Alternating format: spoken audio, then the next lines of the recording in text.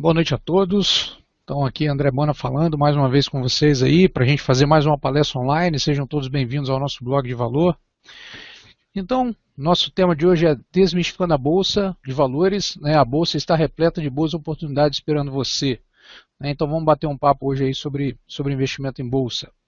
Bom, quando a gente faz um comparativo da Bolsa com relação à renda fixa, que são essas aplicações conservadoras, como CDBs, por exemplo, a gente tem, num período de 10 anos aí fechado, de 2003 a 2013, o índice Bovespa tendo uma variação positiva de 440%, e o CDI, que é o Certificado de Depósito Interfinanceiro, que é a referência da renda fixa, tendo uma rentabilidade de 259%. Então, observem, olhando esse gráfico que mostra as rentabilidades desses dois indicadores, observem como um indicador ele tem uma linha quase que reta, que é o CDI, e o outro indicador ele tem uma linha completamente nervosa, completamente volátil, que a gente fala, com muitas oscilações para entregar o resultado no final. Então, quando a gente está falando disso, a gente está falando da diferença básica entre o investimento em renda fixa, que são investimentos, como eu falei, CDBs, poupanças, LCIs, letras de câmbio, debêntures, títulos públicos, e investimentos em ações, que vão ter essas oscilações todo o mercado. Vocês podem olhar que essa parte, esse momento aí de uma queda acentuada aqui que nós tivemos foi justamente a crise de 2008. Então, observem como a renda variável, ela em longo prazo, ela sempre nos traz uma expectativa de rentabilidade superior. Até porque qual sentido teria em você sair do investimento que não tem tanto risco para ir para um investimento de risco para ter uma expectativa de rentabilidade inferior? Isso não faz o menor sentido. Por que você vai correr risco para ganhar menos? Então não faz sentido. Então, no longo prazo, a expectativa sempre que os investimentos em renda variável, inclusive em bolsa de valores, que é uma das formas de renda variável, ele seja superior, bem superior aos investimentos livres de risco. Bom, e aí quando a gente começa a olhar a rentabilidade do índice Bovespa desde 1992, nós vamos ver o quê? Nós vamos ver aí até 2012 uma rentabilidade de 4.311%, tá?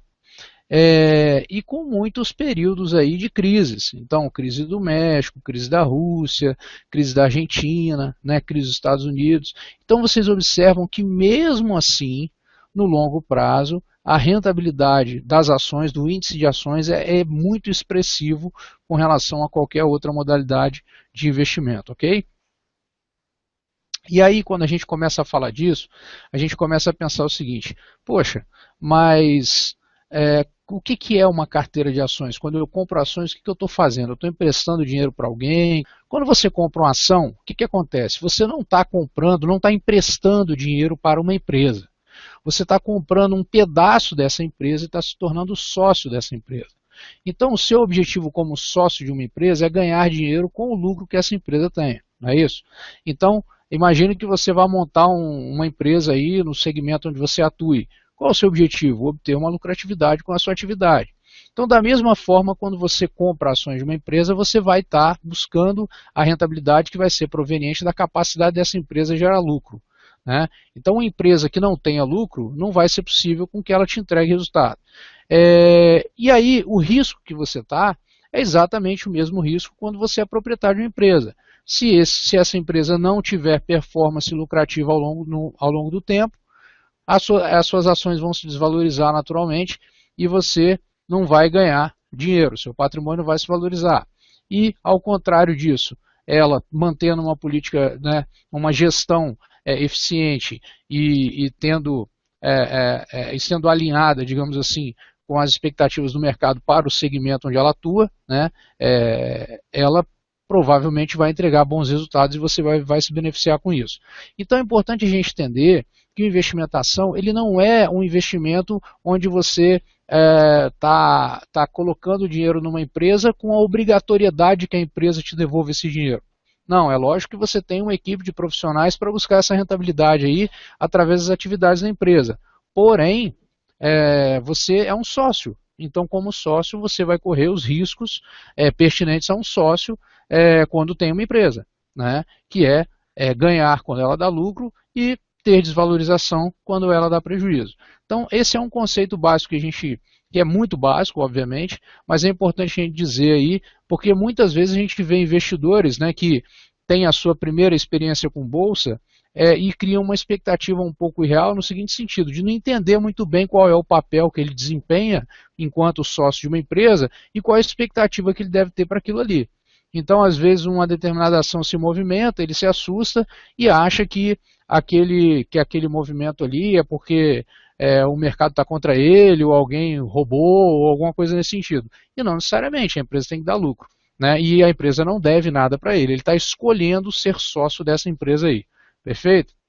Então, quando eu compro uma carteira de ações, o que eu estou vislumbrando é uma participação societária, né, nessas empresas aí. E aí a gente se depara com alguns aspectos aí culturais, né? Um desses aspectos diz respeito aí, por exemplo, que vale a pena a gente mencionar, tem a ver com a cultura, né? A cultura de bolsa em países desenvolvidos e países em desenvolvimento. Então, nos Estados Unidos, por exemplo, é normal que as pessoas tenham as suas economias em bolsa. Não é como aqui, que a gente normalmente coloca a economia na poupança ou num CDB no máximo, né? Então, nos Estados Unidos é normal que isso ocorra, mas por que isso ocorre em países desenvolvidos, né? Por dois motivos. Primeiro, um deles eu vou falar mais adiante nos próximos slides aí, mas um deles é porque o americano ele tem a cultura de investir, né, no desenvolvimento econômico do próprio país e se entende que a perspectiva de ganho de longo prazo é mais elevada com ações. Então, isso faz com que, naturalmente, as pessoas procurem investimento em ações. Então, observem que 30% dos americanos, 30% de toda a população americana investe em bolsa, né, e que esse recurso dessa população americana, esse recurso que está investido em bolsa pelas pessoas, ele representa 60% de toda a poupança americana. Ou seja, de toda a população, né, você tem 60% do dinheiro que está guardado pelas pessoas em ações. Então isso é uma questão americana, é uma questão cultural, até porque, né, você imagina que a taxa de juros em países desenvolvidos é muito baixa. Então se você colocar aquilo lá no que seria similar a uma aplicação um CDB, por exemplo, você vai ganhar tipo 0,5% ao ano, né, e vai ter inflação, então você vai ter uma rentabilidade negativa. Então é natural que se busquem alternativas de investimento com a rentabilidade superior em médio e longo prazo para poder ganhar dinheiro. Então isso aí em mercados, né, em países desenvolvidos é uma coisa muito mais normal de ocorrer. Quando a gente fala aqui de alguns números, né, para ilustrar isso que a gente está falando, a gente tem um número aí de investidores, né, pessoa física na Bolsa, né, por exemplo. Então observe que no ano 2000 a Bolsa tinha 77 mil pessoas físicas, tá? Pessoas físicas cadastradas na Bolsa, CPFs cadastrados na Bolsa. E aí, de 2000 até 2012, esse número subiu de 76 mil para 587 mil, né, CPFs cadastrados na Bolsa. Então, isso aí mostra o crescimento da Bolsa, né, o crescimento da participação das pessoas no Brasil em Bolsa de Valores. Agora, se a gente fizer uma continha aqui simples, né, nós vamos ver que de uma população de 200 milhões, nós estamos falando aí, opa, até faltou zero aqui na minha calculadora, deixa eu ver aqui, 200 milhões, nós estamos falando nada menos de 0,30% da população, certo? Contra, por exemplo, nos Estados Unidos, 30% da população que a gente viu. Então, seriam 10, 100 vezes mais pessoas investindo em bolsa, né? Então, isso é um dos aspectos da marca cultural aí nessa questão, né? Então, olhando esse gráfico, olhando esse crescimento acelerado, a gente pode pensar, nossa, então já tem muita gente em bolsa, né?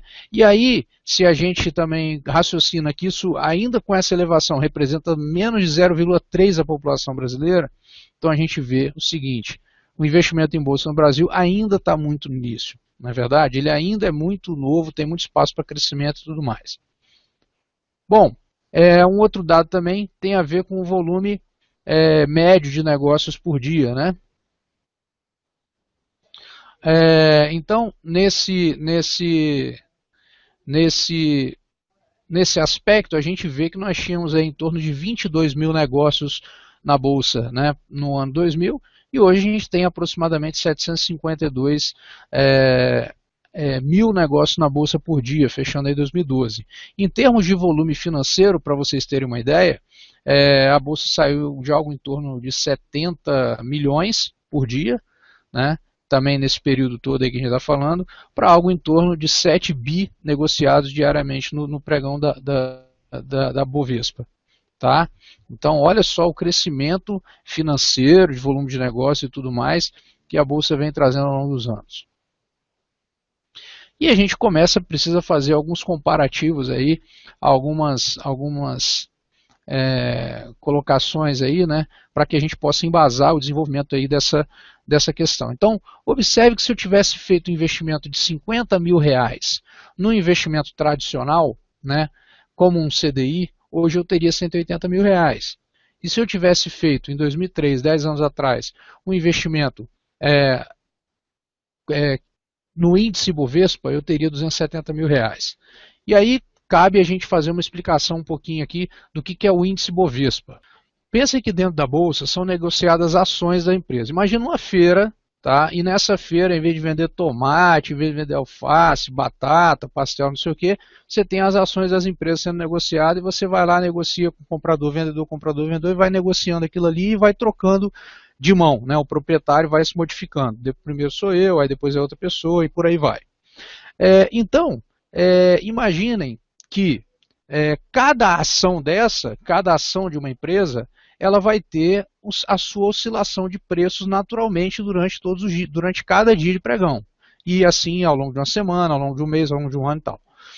Então, essas negociações, elas vão ter uma variação para cada ação. Para cada ação vai ter uma negociação diferente.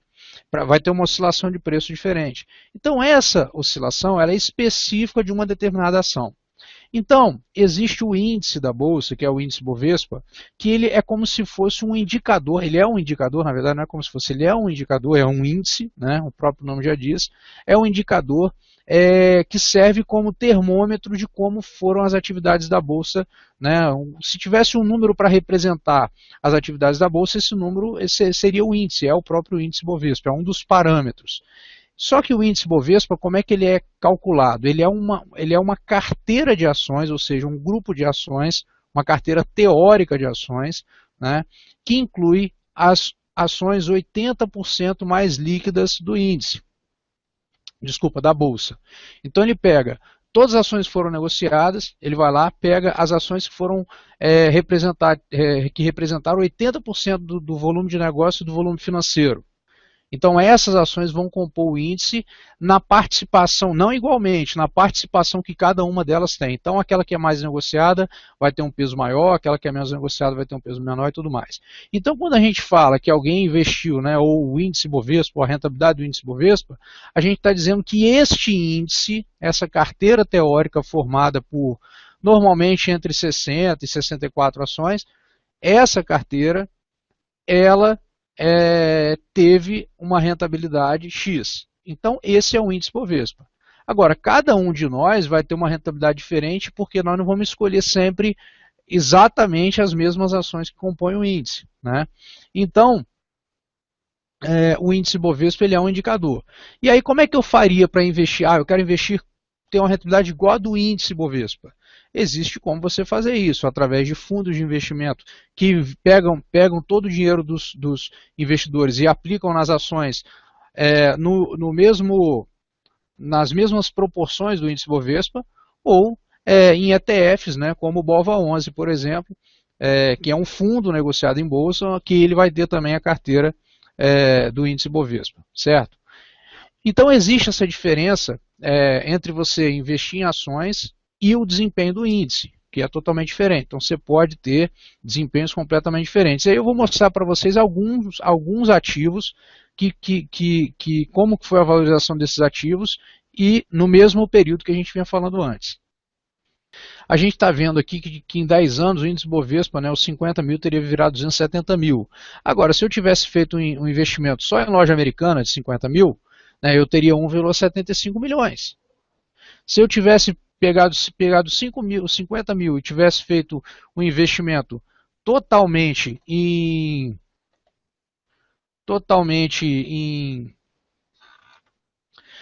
Souza Cruz, eu teria 950 mil. Se eu tivesse um investimento totalmente ali em Ambev, né, eu teria 650 mil. Se eu tivesse todo o investimento em Gerdau, eu teria 464 mil. Em Vale, 367 mil. Então, observem que o Ibovespa é uma média, é a carteira teórica média, né? Porém, eu tenho no mercado de ações inúmeros exemplos de investimentos que possam ser diferentes aí. Uma coisa que a gente também tem que ser muito franco é o seguinte: eu mostrei para vocês alguns investimentos aqui, lojas americanas, Souza Cruz, Ambev e tal, com uma performance muito superior ao índice Bovespa. É lógico que esse é um exercício, né, que a gente fala que isso seria você ser um profeta do passado, né, que é você olhar a rentabilidade que passou e falar, essa aqui foi melhor, então essa aqui foi a melhor opção de investimento. Quer dizer, depois que o mercado acontece, é muito fácil escolher a melhor opção. Então o nosso objetivo aqui não é dizer que você deveria ter investido em lojas americanas, porque ninguém saberia dessa valorização nesse período, antes, com antecedência, dessa forma. E aí tem duas formas, né, que um acionista, que é um investidor em ações, vai ganhar dinheiro. Perfeito? Então, primeiro, eu posso ter uma expectativa, certo, de ganhar dinheiro com a distribuição de dividendo. O que é isso? É o lucro da empresa. Se essa empresa for trabalhando e ela tiver lucros de forma consistente, todo ano ela vai ter que distribuir esses lucros para os acionistas.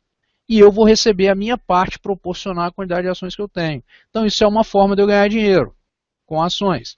Ou seja, o lucro da companhia vai ser distribuído para os proprietários da empresa, eu sou um proprietário da empresa, então vou receber a minha parcela referente àquele lucro ali. Essa é uma forma. E a outra forma é a valorização daquelas ações, né? Então, normalmente, uma empresa que tem lucros sucessivos, ela vai ampliando suas atividades, vai crescendo tudo mais, e isso vai gerar uma valorização nas suas ações. Vai crescendo em patrimônio, em negócio e tudo mais. Então, além de você ter, ao longo do tempo, um aumento dos dividendos ano a ano, né, porque ela vai crescendo mais, lucrando mais e tal, você vai ter a própria valorização dessas ações que equivaleriam à valorização da empresa como um todo, né? E isso vai ser expresso justamente nas cotações. Perfeito?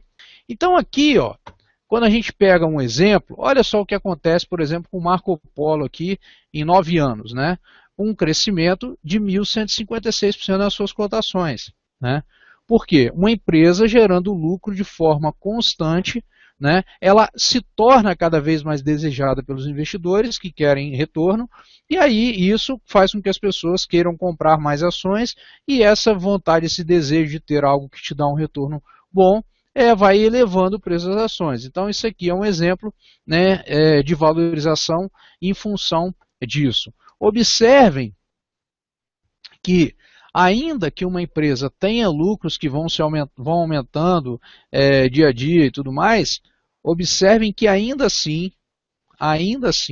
as oscilações das suas cotações, elas não serão nunca sempre em linha reta. Tá? Elas nunca ocorrerão em linha reta, tipo assim, vai subir eternamente. Por quê? Porque o mercado oscila. Então, tem momentos, por exemplo, vou dar um exemplo esdrúxulo aqui. Vamos supor que eu seja um grande banco, que eu tenha muitas ações, um grande banco europeu, por exemplo, que tem muitas ações da Marco Polo. E aí essas ações da Marco Polo estão lá, crescendo, empresa lucrando e tal. Só que chega um dado momento, eu estou numa crise aqui no meu banco e eu preciso me desfazer das minhas ações para botar dinheiro em caixa. Então posso entrar vendendo a mercado. Isso pode forçar o preço de uma ação a cair naquele momento em que eu estou fazendo aquela venda, né? O mercado todo vai ver a ação cair, mas isso não significa que a empresa ficou ruim, ou que a empresa deixou de ser boa agora, ou que não sei o quê, ou que não está mais vendendo, nada a ver. Então, movimentos de curto prazo, como vocês podem ver no gráfico aqui, ó, aqui, esses movimentos sempre vão acontecer, sempre vai ter uma oscilação nos preços, mas sempre vai prevalecer no médio e longo prazo a qualidade dessa empresa de gerar resultado. Observem que num país que tem o mercado de capitais desenvolvido, o que acontece? Você tem o mercado de ações e você tem uma situação que é o seguinte, o investidor, né? Então nós como investidores, a gente vai lá na bolsa, compra ações, certo? E quando a gente compra ações, a gente está, num primeiro momento, por que uma empresa emite ações? Porque ela quer crescer, então ela precisa captar recursos, então ela atrai novos acionistas que queiram participar do projeto. Então a gente vai e investe nessa empresa, vira sócio dessa empresa, né, e ela vai investir no país, ampliando fábrica, contratando gente, abrindo loja, fazendo lá o processo de expansão que ela definiu. Né, e isso gera crescimento e renda para a própria população do país, que aí vai nos afetar na outra ponta enquanto fornecedores de mão de obra, executivos, trabalhador, ou mesmo que tenhamos empresas de outros prestadores de serviço, enfim, vai nos afetar, vai gerar crescimento e renda para a gente. Com essa renda adicional, né, a gente vai consumir produtos e serviços no próprio país e a outra parte nós vamos poupar. Né? Então isso, essa parte que nós vamos consumir mais recursos, né, comprar um carro mais caro, comprar um apartamento maior, comprar um aparelho eletrônico mais caro, ter uma qualidade de vida melhor, né, isso vai gerar mais receita para as próprias empresas do país e isso vai valorizar, vai gerar lucratividade para as empresas e vai me retornar também na forma de dividendos. Né? Então é por isso que em países desenvolvidos, né, em países aí, Estados Unidos, Alemanha e tudo mais, o que ocorre? É natural que as pessoas tenham uma participação efetiva no mercado de capitais. Porque isso, né, o mercado de capitais desenvolvido, ele impulsiona as empresas, gera poupança para o investidor e crescimento para o país. É diferente dessa característica que às vezes a gente tem de chegar e botar numa poupança ou numa aplicação financeira, onde a gente, na verdade, está emprestando dinheiro e o dinheiro não está gerando valor ou crescimento econômico. Ele fica dentro de uma realidade financeira. Né? Então, não de forma direta, é lógico que isso pode gerar crédito para as empresas e tal, não sei o quê, mas não é um investimento direto da forma como a gente faz via mercado de capitais. Ok? E aí existem os tipos de ações. Né? Então, nesses tipos de ações, assim, os três tipos comuns, mais comuns que a gente conhece, são as blue chips, né, ou ações de primeira linha, as mid large caps, né, ou de segunda linha, e as small caps. É interessante a gente ter em mente que a diferenciação dessas ações se dá pelo tamanho, pelo porte das empresas, mas principalmente pela liquidez. O que é liquidez? A quantidade de negócio que essas empresas possuem em bolsa. Então, isso não significa, não é nenhuma análise de juízo de valor que uma empresa é melhor gerida do que outra, ou que uma empresa é melhor do que outra. Tá? Isso não existe. Você pode ter empresas small caps, mid large caps, com uma gestão mais eficiente, com uma lucratividade maior, inclusive, não em termos absolutos, de repente, mas em termos relativos, do que empresas que sejam blue chips.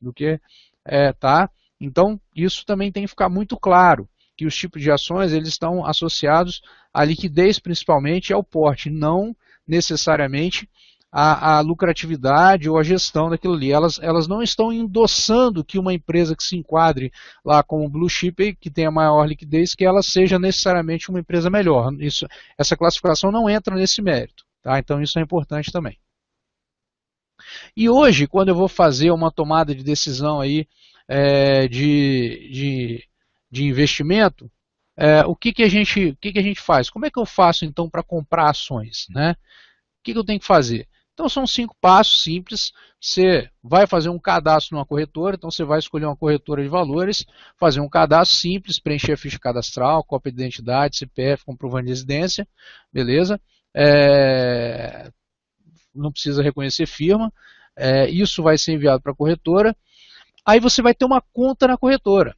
Tá? Então observe isso aqui, você vai ter uma conta na corretora. Então você vai ter a sua conta na corretora, e a conta no banco. Então aqui, sua conta na corretora, sua conta no banco. Aí você vai pegar e mandar dinheiro da sua conta no banco para a sua conta na corretora. Perfeito? O dinheiro na conta na corretora só sai para a sua conta no banco no seu CPF. Não tem como sair de outra forma, tá?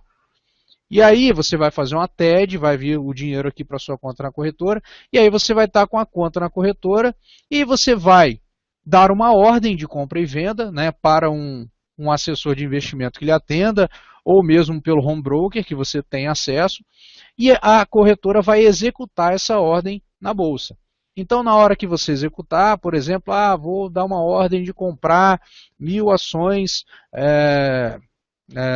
lojas Renner, LREN3, a mercado. Então, vai ser executada essa ordem e aí essas ações ficarão vinculadas ao seu CPF e ficará tudo custodiado na própria bolsa, né? Na CBLC, que é a Companhia Brasileira de Liquidação e Custódia, que vai centralizar o registro de quem é o dono daquelas ações.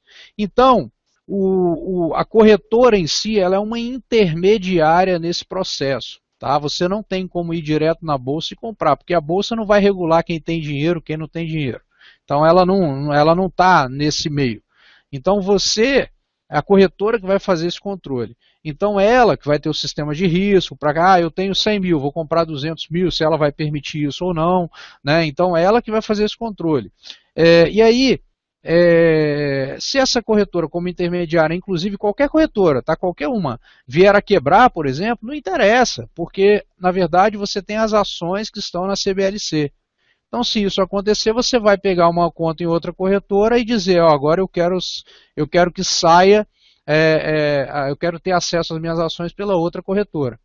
Então é assim que funciona, tá? Em termos aí de segurança e o processo de compra e venda de ações em bolsa, beleza? Então o que a gente está falando? Eu faço uma TED on Doc, né? Com o suporte da corretora, envio uma ordem, né? A corretora executa a ordem, e a corretora acredita os ativos aí na minha conta de custódia. E aí sim eu sou sócio da empresa. Então esse é o passo a passo. Essa ordem eu posso dar por um home broker, né, que é uma ferramenta, um sistema ligado com a corretora, ligado com a bolsa, que vai me dar acesso às cotações online. Então eu posso fazer dessa forma e colocar ali minhas próprias ordens. Eu estou vendo ali Grendene, Itaúsa, LLX, Itub4. Né? Eu posso configurar essa tela aqui do jeito que eu quiser. Eu vou ter ali as minhas negociações ali e vou fazer exatamente do jeito que eu quiser. Tá? Vou configurar, acompanhar o mercado, quero comprar, clico aqui em comprar, tá? Então vai aparecer a boleta de compra. Aqui, ó, são a lista de compradores e vendedores, o que a gente chama de book de ofertas. Né? Então ali eu tenho quem está querendo vender e por quanto e qual valor. Então basta que eu coloque ali uma ordem para comprar no valor que o cara está querendo vender, se eu quiser naquele valor, e assim eu terei a compra efetuada e serei dono daquela ação. Então simples, com acesso aí, hoje você tem as ferramentas com acesso em celular, em tablet, né? E no seu notebook, seu computador, seu desktop, então muito simples de você operar. Aqui as boletas, como eu falei, né? A boleta de compra, a boleta de venda, coloca a quantidade, o valor, né? E tudo mais. Então assim que vai se desenrolando aí a sua negociação em bolsa. E aí aquela pergunta, né? Tá, ótimo, entendi como é que funciona. Como então eu compro e como então eu vendo? O que eu compro e o que eu vendo? Bom, existem duas escolas principais de análise aí, que são a escola fundamentalista, né, e a escola técnica, a escola de análise técnica de ações. Tá? Então essas duas escolas são as principais escolas, né, são as únicas escolas, na verdade, que vão me dar uma possibilidade de tomar a decisão se eu compro ou não compro uma determinada ação. Então, como é que é a lógica dessas escolas aí? Então, você tem a escola fundamentalista. A escola fundamentalista ela vai se basear que você vai escolher ações para comprar por fundamentos. Então, o que são fundamentos? São se a empresa é bem gerida, se ela é lucrativa, como é que está o nível de endividamento dela, se aquele setor que ela tem é um setor promissor, se é um setor que tem interferência governamental, ou se aquele negócio que ela trabalha tende a acabar, ou é um negócio ainda que tem muito tempo e ela está se inovando ou não. Esses são indicadores fundamentalistas. E aí, o objetivo de quem faz uma decisão de compra em ações por análise fundamentalista é encontrar o que se chama de valor justo. Né? o que seria o valor justo de uma ação para a empresa XYZ, né, uma vez que existe uma perspectiva de que ela tenha o fluxo de caixa futuro, ou seja, ela gere caixa, ela gere lucratividade para os próximos anos em tais valores, por exemplo. E aí ela vai tentar achar esse preço. Então vamos supor que você tem uma análise fundamentalista que diga lá que uma determinada ação, o preço justo dela, por exemplo, o preço-alvo seria R$30. E ela está sendo negociada no mercado por 22, por exemplo. Então, nesse caso, você vê que ela está sendo negociada abaixo daquele preço que o mercado entende, né, ou que você, na sua análise, entende que ela valeria. Então, você vai fazer essa compra para se aproveitar dessa situação e obter uma valorização por esse motivo, certo?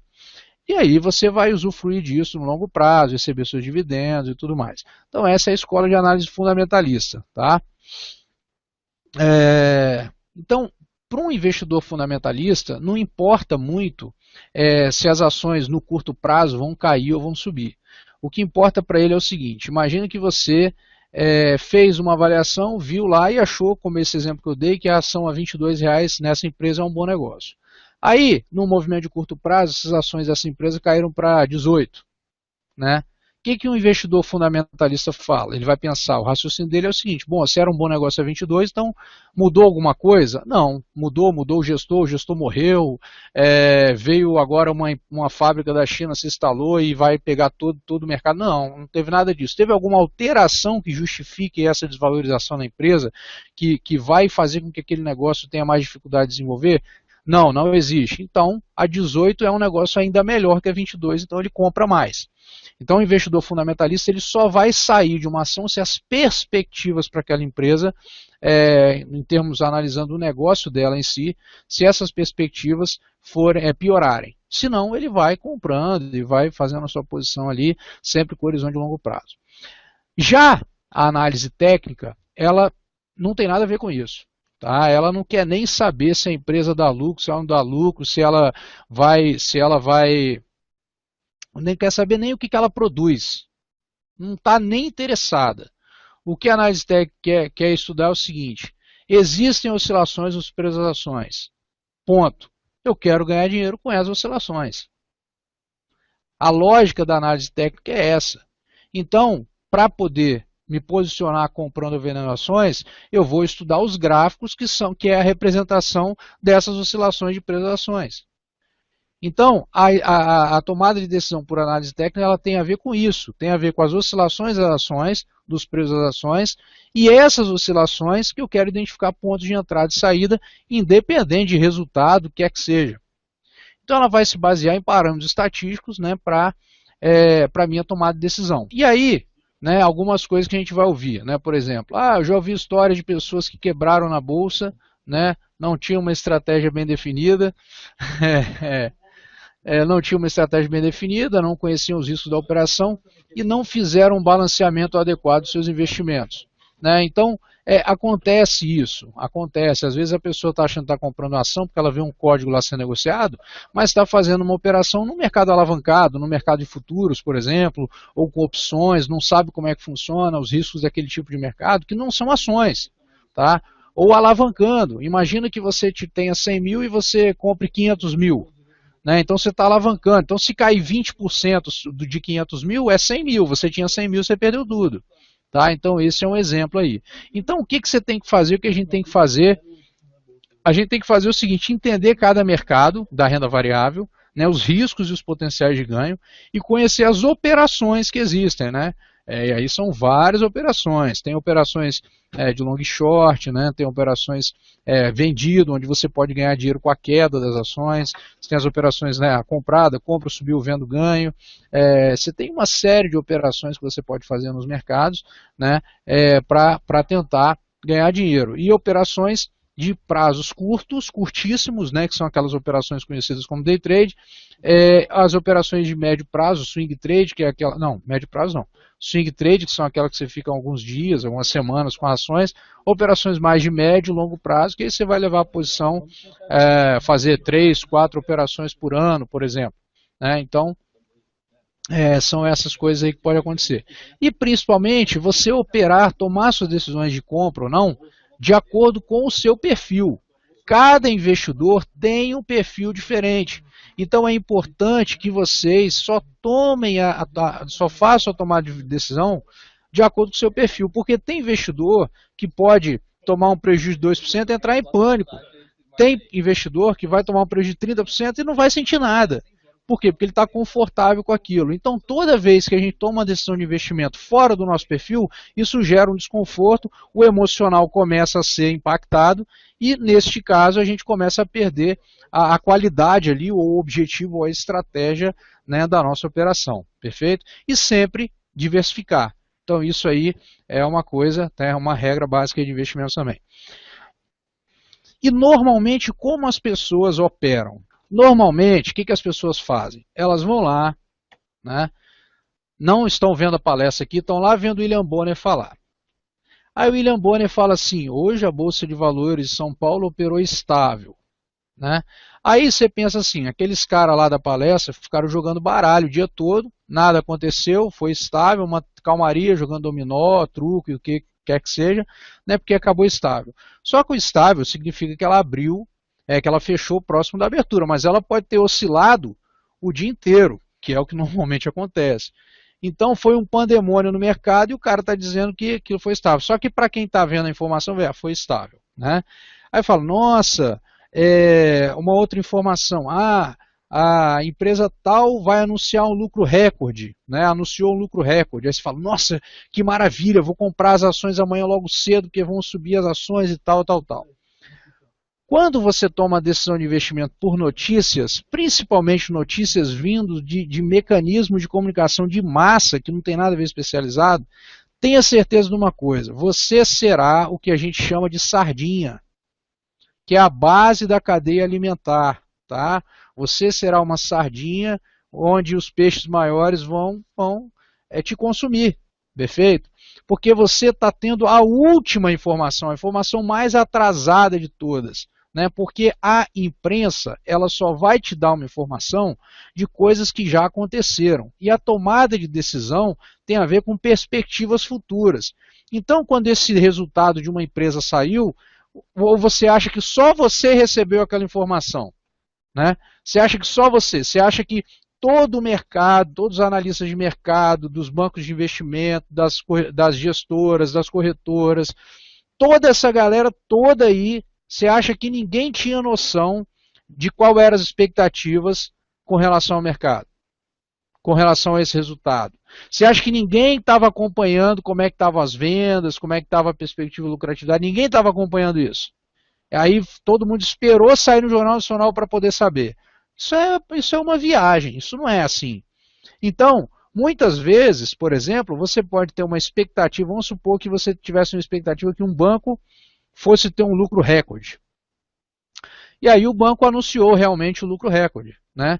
Só que o mercado estimava que esse lucro seria de 15 bilhões, e ele foi de 13, mas o 13 foi recorde. Se o mercado estimava que seria 15, então, na verdade, as ações já estão precificadas hoje, né, alguns dias atrás, algum tempo atrás, com a perspectiva de 15. Então, quando veio 13, elas vão se desvalorizar, mesmo elas tendo sido recorde. Então, normalmente no mercado, a gente sempre fala o seguinte, não, ó, o indicador ou o resultado foi tal e a expectativa era tal. O que importa é isso, a expectativa do mercado era tal frente ao que está acontecendo. Porque a expectativa do mercado já estava criando uma situação de que seria tal condição. Então, se você se basear na mídia, você sempre vai entrar atrasado. Sempre vai entrar atrasado. Não tem como você entrar bem posicionado. Então, quando acontece isso, o que vai acontecer? Você sempre vai comprar atrasado, você sempre vai comprar ao preço elevado e sempre vai vender o preço baixo. Você vai ser a última pessoa ali a ter informação. Então, isso é imprescindível que se tenha compreensão. Né? Então você não deve comprar ou vender ações baseado em notícias, né? Nem em dicas quentes que não existem, tá? Isso é uma lenda urbana. Não existe dica quente. Então o importante é você ter uma estratégia e seguir com rigor. E aí nós vamos falar de um exemplo de uma estratégia gráfica, né, de análise técnica. Nós não estamos falando de análise fundamentalista aqui, nesse momento, tá? Neste momento, que é o rastreador de tendências, né, o rastreador de médias móveis. Então, uma ferramenta simples, prática e racional para auxiliar na tomada de decisão. Essa estratégia ela obedece à seguinte lógica. Ela não vai querer acertar o menor preço, nem o maior preço. O que ela quer é te dar uma renta, é fazer com que você consiga pegar uma tendência, caso essa tendência esteja definida, né? Então, neste caso, você tem os gráficos, né? E você vai ver o seguinte. Aqui, essas barrinhas azuis e vermelhas são as cotações. Aqui você tem uma média mais lenta. E aqui você tem uma média bem curtinha aqui que está junto dos candles, ó. Certo? Então, qual é a lógica disso aqui? Você vai plotar isso na sua análise gráfica e toda vez que a média mais curta, que é essa que caminha próxima aos candles, cruzar a média mais longa para cima, é uma oportunidade gráfica de compra por média móvel, e toda vez que ela cruzar para baixo, é uma oportunidade gráfica de venda por média móvel. Então repare que sempre você não vai pegar o melhor preço de compra, nem o melhor preço de venda, porque você não é um bruxo, né? E aqui tem estratégia, não tem bruxaria, perfeito? Então, o que você vai fazer? Você vai tentar identificar esses pontos, né? Aliás, você não vai identificar esses pontos, mas você vai tentar pegar o movimento, seguir um pedaço do movimento aí quando o fluxo estiver definido, quando a tendência estiver definida. Então aqui é um exemplo de como você pode usufruir, né, de um movimento como esse e aqui principalmente se proteger em períodos de queda. Tá vendo? Então um exemplo simples aqui que a gente pode ter de proteção de operação no mercado utilizando a análise técnica. Aqui é um exemplo de estratégia. Então por que a gente pega esse exemplo de estratégia? Porque é um exemplo de uma estratégia que está definida. Eu não vou precisar olhar um jornal, né, que me dá a informação atrasada para saber se eu vou comprar ou se eu vou vender. Eu tenho uma estratégia definida e eu vou executar essa estratégia. Aqui nós estamos dando exemplo de análise técnica, mas eu poderia ter uma estratégia definida de análise fundamentalista, né, onde se chegar a tal preço eu entendo que vale a pena comprar. Então essas coisas todas aí, o importante é você ter uma estratégia definida de acordo com o seu perfil, onde você vai tomar suas decisões de compra e venda e não ficar igual uma sardinha pulando, né, sem saber o que vai acontecer com o mercado, né? Então aqui um outro exemplo aqui, olha só o exemplo que nós vamos dar agora. Média móvel, né, com OGX, olha só, olha como já se ganhou o dinheiro operando por média móvel com OGX. E observe o seguinte, aqui deu venda em OGX acima de R$21. Tá? Agora, de lá para cá, houve, né, vários motivos gráficos de saída de OGX. Então a pessoa que está com OGX até hoje, desculpa, não foi por nenhum motivo, nem fundamentalista, nem gráfico. Né? Foi por um motivo de teimosia. Né? Porque, por fundamento, a empresa que tinha uma expectativa de produzir tanto de petróleo, de tanto de não sei o que, tanto não sei o que, nada daquilo aconteceu, nem chegou perto. Então, como é que ela ia entregar os resultados que se esperava dela? Então, por fundamentos, ela já foi demonstrando que não era uma boa opção. Depois, por gráfico, ela deu as saídas também.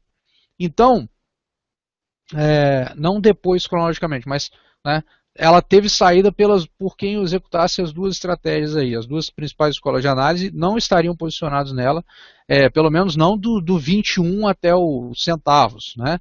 Então você observe que tendo uma estratégia definida, você não teria por que ter perdido, né, toda essa desvalorização que essa ação teve aí não. Tá? Então aqui, ó, lá naquela primeira quedinha dela lá, de 18 para quase 13, né, uma queda de 52%, você já estaria fora, já teria vendido aqui, ó.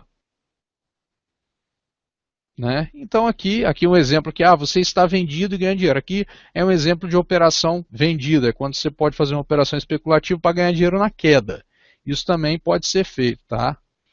Aí é uma estratégia um pouquinho avançada aí que é legal você ter aí com o serviço de assessoria de investimentos para te orientar como é que faz isso. Beleza? Um outro exemplo, média móvel. Esse exemplo é um exemplo de livro, né? Digamos assim. onde você teve uma valorização de 1.171%, né, nas lojas Hering, na HGTX3, em 20 meses. Então o seu 10 mil virou 127.100 em 20 meses. Mas aí você vai falar, poxa, mas por que ela subiu tanto assim? Bom, se a gente falar por que ela subiu um dia ou uma semana, não tem. Mas se a gente olhar todo o período, vocês vão lembrar que as lojas Hering vendiam 3 camisas lá por R$10 lá na loja americana que a gente comprava para pintar na escola, né? Para pintar aquelas coisas que a gente pintava lá que estragava tudo e tal, né? Para aula de educação artística, né?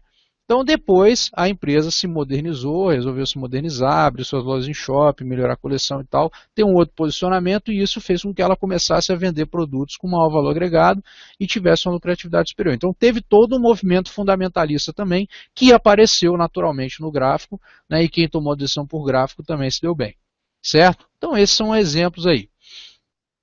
E aí quando a gente fala de média móvel, é interessante a gente entender o seguinte: por que este é um exemplo de estratégia? Primeiro porque elas vão seguir tendências, né? Ela é uma estratégia simples e visual, eu não tenho que ficar achando nada, não tenho que achar nada, né? Ela vai me proteger nos momentos de queda, porque ela vai me dar a saída, ela vai me permitir ganhar com a queda, eu vou poder fazer operações, ela me dá uma possibilidade de fazer operações vendidas, ou seja, para ganhar dinheiro com a queda. Eu posso configurar as médias para operações de longo e curto prazo, e elas são flexíveis e se adaptam ao perfil do investidor. O eu acho tem que sair da vida do investidor. Por quê? Você tem conclusões, né? Suas conclusões vão se basear em fatos, em dados, em análises, sejam elas análises fundamentalistas ou análises gráficas. Você não tem nenhuma necessidade de achar nada, achar da sua cabeça. Sabe por quê? Porque eu posso dizer para você que o que você acha individualmente, o que eu acho individualmente, é irrelevante, não interessa. Não interessa e não tem a menor importância. Tá? O mercado ele não está interessado em saber o que você acha, o que eu acho. O mercado é o mercado. E você pode achar a coisa mais certa do mundo. Mais certa do mundo. Mas se só você achar, que vai importar o que o mercado vai achar. E é aquilo que vai acontecer. Então, muitas vezes a pessoa vai e fala assim, eu vou fazer uma compra de uma ação tal porque cruzou a média móvel para cima. Aí passou um pouquinho, aquela ação não pegou uma tendência, ela voltou e deu uma saída na média móvel, aí de repente ela deu uma saída ali com uma perdazinha de 1%, 2%. Ah não, não vou sair não porque eu acho que ela pode se recuperar. Se você definir uma estratégia de entrada por média móvel e saída por média móvel, que aquele é o seu objetivo da operação, e você começa a falar lá no meio do negócio, na hora que é para sair, falar assim, não, porque a China, porque Olimpíada, Copa do Mundo, que eu isso, que eu li, que aquilo, William Bonner, Miriam Leitão, blá blá blá blá blá blá. Desculpa, você vai ficar à deriva. Você vai ficar à deriva, você já se perdeu. Aí você deixa de ser um investidor e passa a virar, sabe o quê? Um torcedor. Um torcedor. Aí você está perdido, meu amigo, porque essa ação pode despencar 20% e aí você depois vai achar que é bom sair porque você já está desesperado. Quando podia ter saído ali com 1%, 2% de queda, que deu a saída. Então, o achismo, ele não vai te ajudar. O que vai te ajudar é ter uma estratégia definida para você fazer as suas operações. Perfeito? Seja fundamentalista ou seja análise técnica. Não importa, mas tem que ter. E aí é importante saber porque o mercado financeiro, o mercado, né, de renda variável, ele não tem pai, não tem mãe, não tem irmão, não tem tio, não tem nada. Não tem ninguém que vai, não, beleza, deixa eu desfazer aqui, isso aqui, porque tadinho, fulano não sabe. Isso não existe. Isso não existe. Então, como isso não existe, você não pode ficar refém da situação. Você tem que ter estratégia, você tem que ter informação, você tem que se preparar para poder fazer investimento de forma consistente. Então, não adianta você, às vezes, ter suas teorias conspiratórias ou ou até às vezes em alguns casos, né, uma certa arrogância com o mercado, porque o mercado ele não vai te perdoar. E ele vai fazer você virar um torcedor desesperado, apaixonado. Então, se não tiver uma estratégia correta, né, correta no seguinte sentido, definida, né, as suas chances de ser bem-sucedido são muito baixas. Tá? Então, se você não tiver disciplina, estratégia, em estudar muito sobre o mercado, em ser assessorado e tudo mais, você vai se expor a risco além do que deve. Entendeu?